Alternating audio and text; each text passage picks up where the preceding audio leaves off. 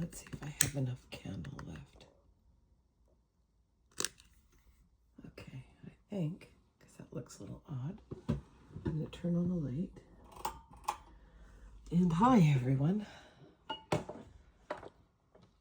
We've had a full day. We've had work, and we've been to the gym, and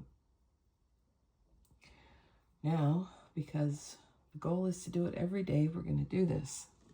We are reading the Bible in chronological order, and it's not a chore, it is a privilege. But some days I need to remind myself of that. And the days where I'm really tired are those days. Anyways, it is January 21st, and we've seen that some things seem to run in families, and everyone just kind of goes, well, that's just how they are. And we'll find more and more of this sort of deception, or the means justifies the end kind of attitudes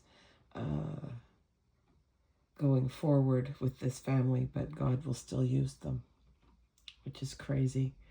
So we don't need to be perfect, but we do need to set our eyes in the right spot and do the best we can. So here we go. We're going to be reading Genesis chapters 27, 28, and 29 today. So when we left off, Isaac got married, and he had kids, and Esau got married. So here we go. When Isaac had grown old and his eyesight was failing, he summoned his older son Esau and said to him, "My son." And Esau said, "I'm here." He said, "I'm old and don't know when I will die. So now take your hunting gear, your bow and quiver of arrows, go out to the field and hunt game for me. Make me the delicious food that I love and bring it to me so I can eat. Then I can bless you before I die." Rebekah was listening when Isaac spoke to his son Esau, and when Esau went out to the field to hunt game to bring back, Rebekah said to Jacob, "I just heard your father saying to your brother Esau, 'Bring me some game and make me some delicious food so I can eat, and I will bless you in the Lord's presence before I die.' Now, my son, listen to me, to what I'm telling you to do. Go to the flock and get me 2 healthy young goats so I can prepare them as the delicious food your father loves. You can bring it to your father, he will eat, and then he will bless you before he dies." Jacob said to his mother Rebekah, "My brother Esau is a hairy man, but I have smooth skin. What if my father touches me and thinks I'm making fun of him? I will be cursed instead of blessed." And his mother said to him, "Your curse will be on me, my son. Just listen to me, go and get them for me." So he went and got them and brought them to his mother, and his mother made the delicious food that his father loved. Rebekah took her older son Esau's favorite clothes that were in the house with her, and she put them on her younger son Jacob. On his arms and smooth neck she put the hide of young goats, and the delicious food and the bread that she had made she put into her son's hands. Jacob went to his father and said, "My father." And he said, "I'm here. Who are you, my son?" Jacob said to his father, "I'm Esau, your oldest son, and I've made what you've asked me to. Sit up and eat some of the game so you can bless me." Isaac said to his son, "How could you find this so quickly, my son?" He said, "The Lord your God led me right to it." Isaac said to Jacob, "Come here and let me touch you, my son. Are you my son Esau or not?" So Jacob approached his father Isaac, and Isaac touched him and said, "The voice is Jacob's voice, but the arms are Esau's arms." Isaac didn't recognize him because his arms were hairy like Esau's arms, so he blessed him. And Isaac said, "Are you really my son Esau?" And he said, "I am. Bring some food here and let me eat some of my son's game so I can bless you." And Jacob put it before him, and he ate, and he brought him wine, and he drank.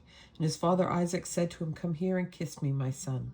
So he came close and kissed him, and when Isaac smelt the scent of his clothes, he blessed him.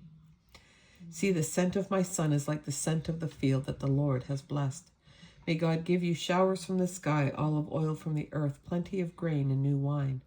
May the nations serve you, may peoples bow down to you. Be the most powerful man among your brothers, and may your mother's sons bow down to you. Those who curse you will be cursed, and those who bless you will be blessed." After Isaac had finished blessing Jacob, and just as Jacob left his father Isaac, his brother Esau came back from his hunt. He too made some delicious food, brought it to his father, and said, "Let my father sit up and eat from his son's game, so that you may bless me." And his father Isaac said to him, "Who are you?" And he said, "I'm your son, your oldest son Esau." Isaac was so shocked that he trembled violently, and he said, "Who was the hunter just here with game? He brought me food, and I ate all of it before you came. I blessed him, and he will stay blessed." When Esau heard what his father said, he let out a loud, agonizing cry and wept bitterly. He said to his father, "Bless me, me too, my father." And Isaac said, "Your brother has already come deceitfully and has taken your blessing." And Esau said, "Isn't this why he's called Jacob? He's taken me twice now. He took my birthright, now he's taken my blessing." He continued, "Haven't you saved a blessing for me?" Isaac replied to Esau, "I've already made him more powerful than you, and I've made all of his brothers his servants. I've made him strong with grain and wine. What can I do for you, my son?" And Esau said to his father, "Do you really have only one blessing, father? Bless me too, my father." And Esau wept loudly. His father Isaac responded and said to him, "Now you will make a home far away from the olive groves of the earth, far away from the showers of the sky above. You will live by your sword, and you will serve your brother. But when you grow restless, you will tear away his harness from your neck." Esau was furious at Jacob because his father had blessed him, and Esau said to himself, "When the period of mourning for the death of my father is over, I will kill my brother." Rebekah was told that her older son Esau was planning, so she summoned her younger son Jacob and said to him, "Esau, your brother, is planning revenge. He plans to kill you, so now, my son, listen to me. Get up and escape to my brother Laban in Haran. Live with him for a short while until your brother's rage subsides, until your brother's anger at you goes away, and he forgets what you did to him. Then I will send for you and bring you back from there. Why should I suffer the loss of both of you on one day?" Rebekah then said to Isaac, "I really loathe these Hittite women. If Jacob marries one of the Hittite women like the women of this land, why should I go on living?" So Isaac summoned Jacob and blessed him and gave him these orders. "Don't marry a Canaanite woman. Get up and go to Paddan Aram, to the household of Bethuel, your mother's father, and once there marry one of the daughters of Laban, your brother's brother. God Almighty will bless you, make you fertile, and give you many descendants so that you will become a large group of peoples.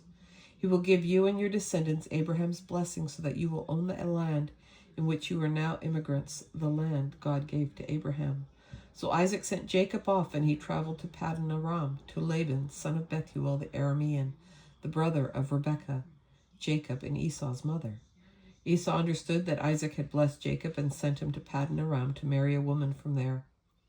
He recognized that when Isaac blessed Jacob, he had ordered him, "Don't marry a Canaanite woman," and that Jacob had listened to his father and mother and gone to Paddan Aram.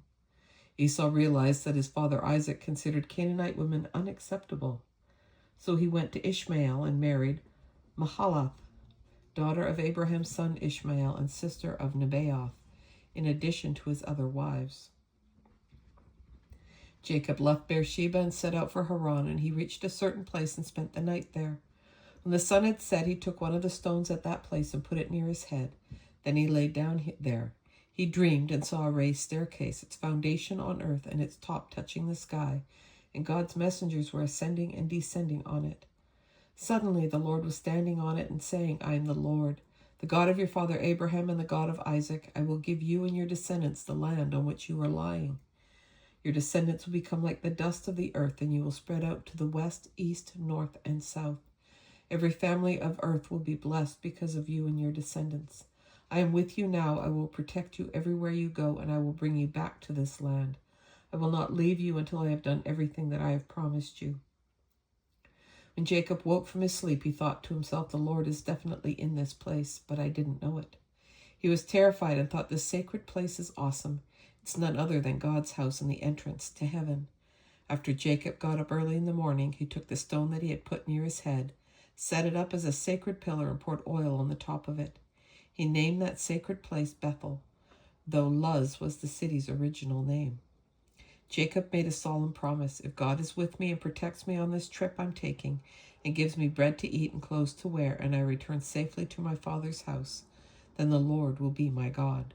This stone that I've set up as a sacred pillar will be God's house, and of everything you give me, I will give 1/10 back to you.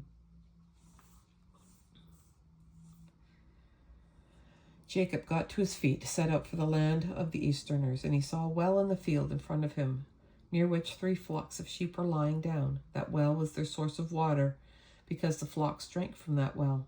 A huge stone covered the well's opening. When all of the flocks were gathered there, the shepherds would roll the stone from the well's opening, water the sheep, and return the stone to its place at the well's opening. And Jacob said to them, "Where are you from, my brothers?" They said, "We're from Haran."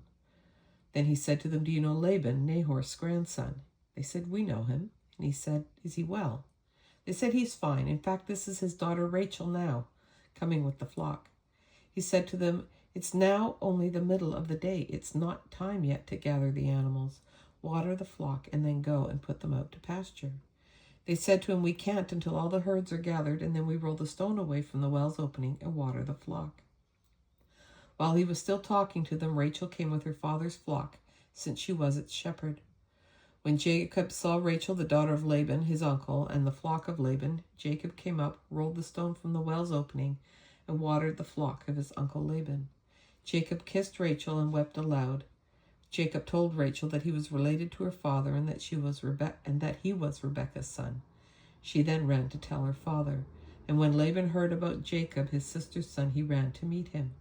Laban embraced him, kissed him, and invited him into his house, where Jacob recounted to Laban everything that had happened. Laban said to him, "Yes, you are my flesh and blood." After Jacob had stayed with Laban for a month, Laban said to Jacob, "You shouldn't have to work for free just because you're my relative. Tell me what you would like to be paid."